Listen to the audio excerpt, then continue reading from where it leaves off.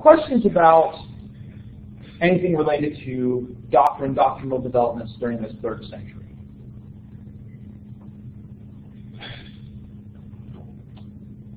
Let's move on then to practice and some developments in how practice was practiced in early Christianity.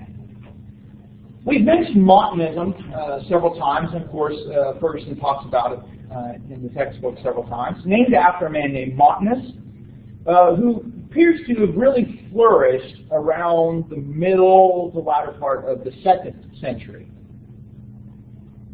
The religion was sometimes, or the movement was sometimes referred to as the New Prophecy, sometimes referred to as the Phrygian heresy because of it developing within Phrygia, a region in Asia Minor.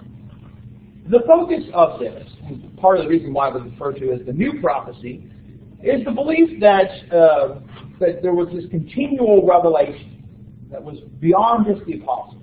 That miracles, the Spirit was still working in supernatural ways, including prophecy.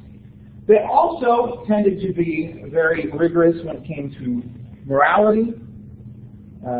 They also focused on fasting, prohibiting second marriages.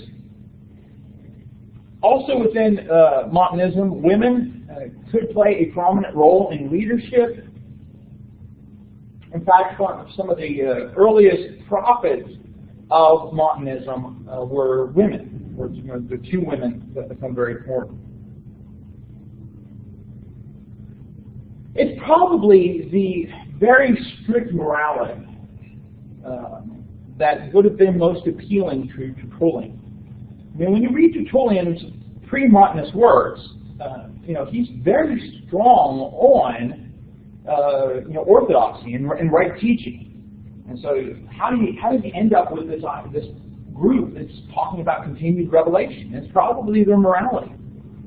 When we talked about him last week, the fact that he's very concerned about morality. Thinking things like going to the shows and participating in the army and all these other kind of things are immoral acts that Christians shouldn't be involved in. And so that might have been what appealed to Tertullian and drew him into Montanism. Toward the end of his life, however, he will leave Montanism and rejoin the mainstream church.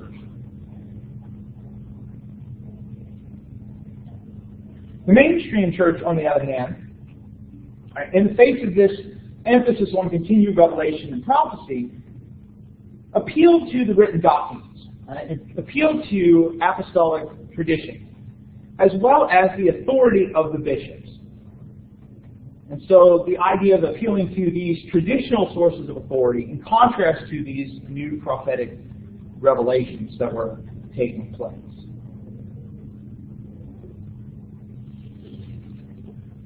Also important for our understanding of Christian practice in the 3rd century is the development of a document known as the Apostolic Tradition.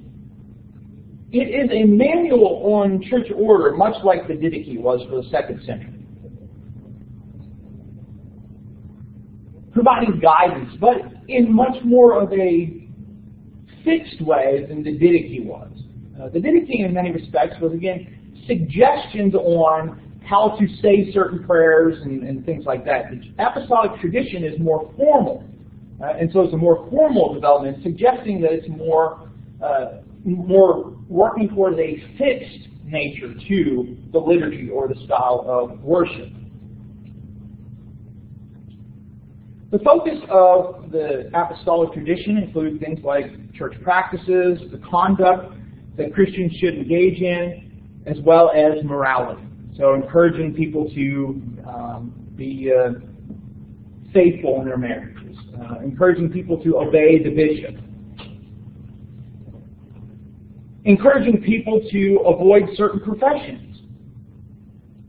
And so in the Apostolic Tradition, which probably developed and changed over a couple of centuries, it appears that there was original text and then some things were added.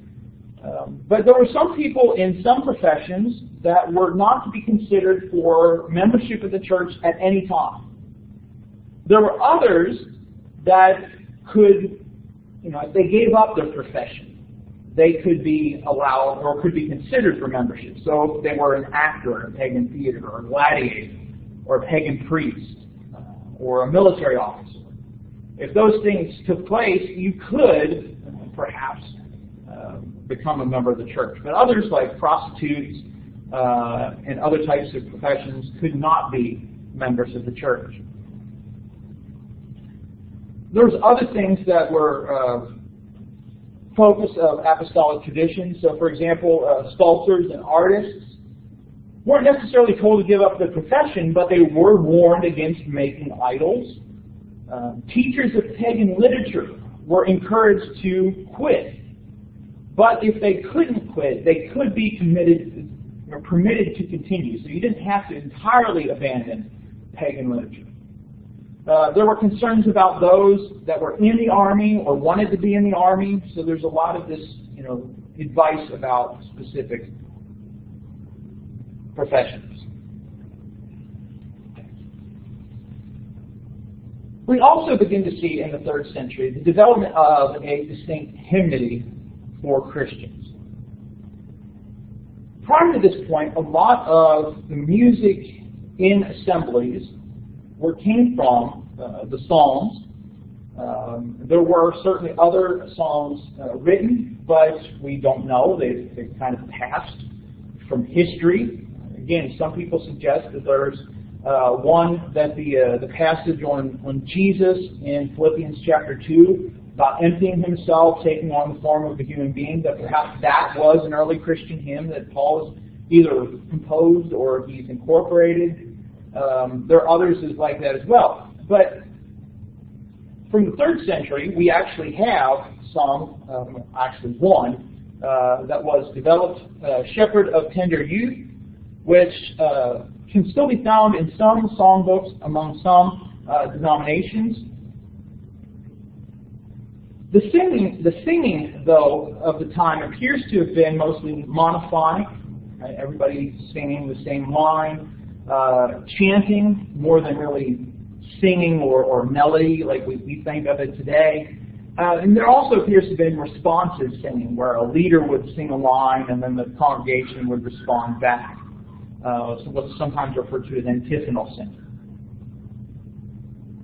But again, a lot of the information we have, we know Christians sang, we just don't know some of them, what they sang. Shepherd of Tender Youth was written by Clement of Alexandria.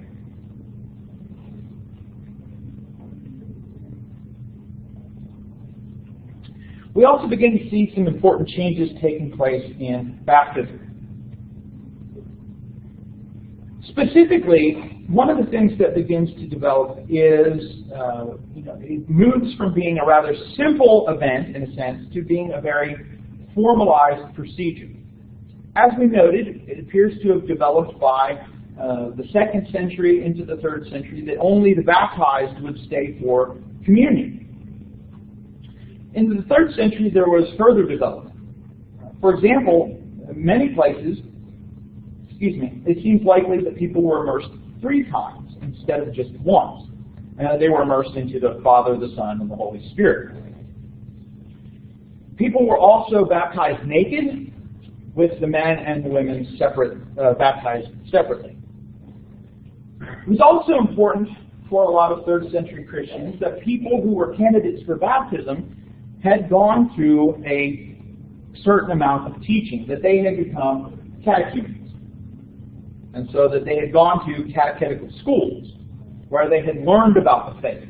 And so sometimes this period of instruction could last up to 3 years before the catechumen was baptized. Again, quite different than what we see in the New Testament, where somebody makes a profession of faith and they are baptized immediately. Right? The Ethiopian eunuch, the Philippian jailer, even the people on Pentecost. But by the 3rd century, there is this concern that catechumens be taught. And there was possibly even an intense interview that catechumens went through about their motives. Why were they becoming a Christian? Possibly it was the impact of persecution. Right? Make sure that these people were thoroughly committed before engaging in baptism, because there is that idea of, once you have been baptized, you have one opportunity for repentance. It appears that eventually Easter or Pentecost became very important times for baptism, but it wasn't just done at any time of the year, but in some places it was done specifically on Easter or Pentecost. We'll talk more about Easter in a little bit. It also appears that by the 3rd century, a formal procedure was in place in many places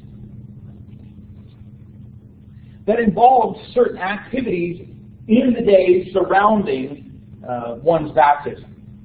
And so the person that was getting ready to be baptized would bathe on Thursday, which again, it seems strange, right? You're getting ready to be baptized, so you take a bath to get in the water.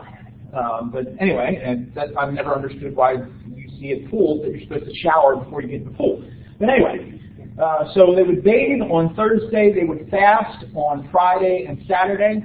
The idea being there that you are reflecting on spiritual things, and so you are ceasing your fasting. They would be exercised, right? Not exorcised, and so make sure that there wasn't any sort of demonic influence going on. And that Saturday at night, there would be a prayer vigil for the individuals becoming Christians.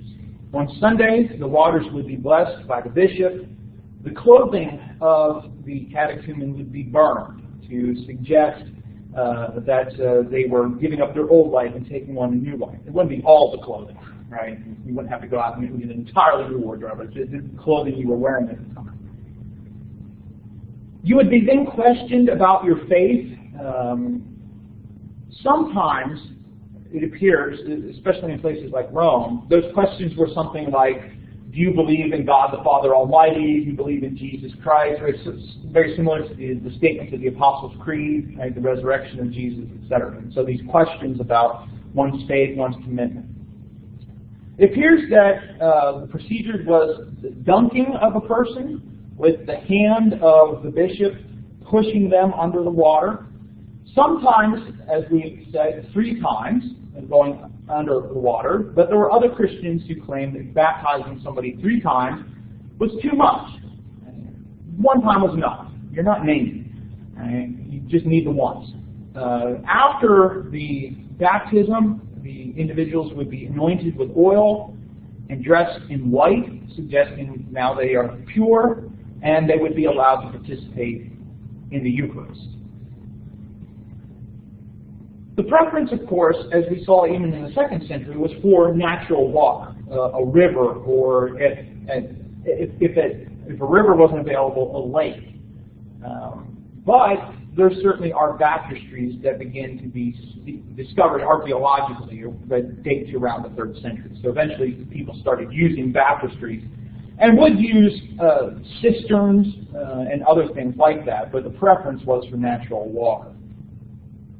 We also talked about some mode changes, the idea of clinical baptism, right? Pouring water as a last resort on somebody who wasn't able to be immersed, which was still controversial among some people. Right? So some people kind of accepted this as an allowance. Other people thought, no, you still need to immerse. The baptism on the deathbed also became something that developed as well. I mentioned when we were talking about the 2nd century that we don't know too much about infant baptism, but by the 3rd, how it developed. By the 3rd century, however, it appears to be more common. Most still spoke against the baptism of infants, or only referred to adult baptism. Others, like Origen, claimed that baptizing infants goes back to the time of the apostles. They tend to be the exception.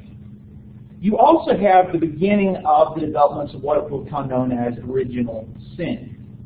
So Origen will claim that children have a stain that's attached to them at birth, and this stain is removed by the mystery of baptism. Cyprian, though, is kind of one of the first who say that infants must be baptized because of Adam's sin.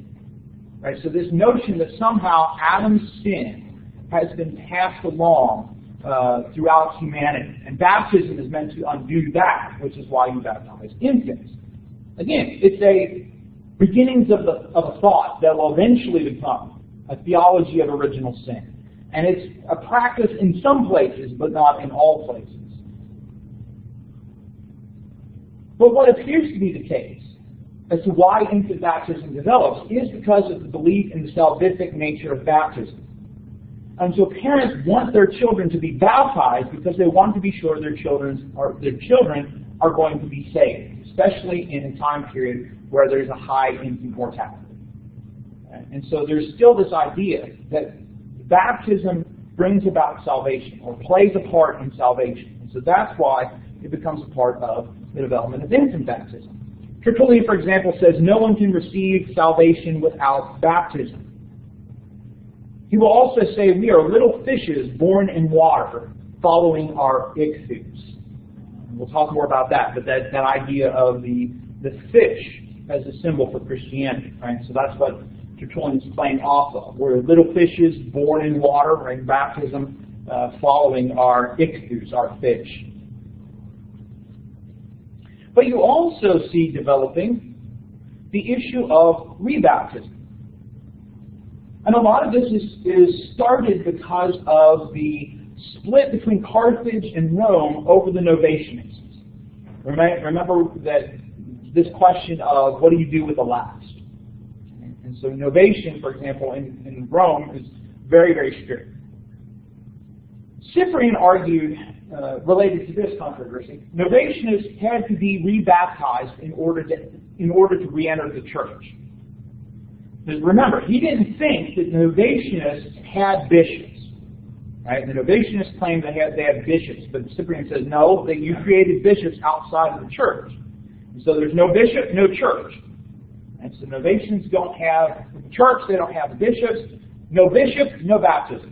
Right? So what the Novatianists have engaged in is not baptism, so they have to be rebaptized. Even if they had been baptized in the mainstream church, had left and joined the Novatianists, and then wanted to come back, for Cyprian they still had to be rebaptized before they would be allowed to join the church. On the other hand, Stephen, who was Bishop of Rome, said that individuals who were baptized in a schismatic group like the Novatianists or a heretical group could be admitted to the church without rebaptism. Right? So you have Cyprian, the Bishop of Carthage, who says you have to be rebaptized whether you were baptized in the mainstream church or not. Stephen says baptism is baptism. Right? If you've been baptized, you don't need to be rebaptized. He would even go so far, remember he's Bishop of Rome, to claim that some churches would not be in fellowship with the church at Rome because they rebaptized heretics. And so if you were a church that practiced, right, you belong to a heretical group but want to join us, you have to be rebaptized. Stephen says you are not going to be part of our fellowship. Cyprian, at a council that had been called in Carthage, made the argument that no one can baptize outside the church. And so anything done outside the church is not baptism. So Stephen calls him a false Christian. We don't know how far this would have gone because both Stephen and Cyprian are martyred during the persecution of Valerian at separate times, but after that the issue kind of dies down. But still, this question of what do you do with these people outside the church, especially heretical groups are one thing, but groups that are schisms,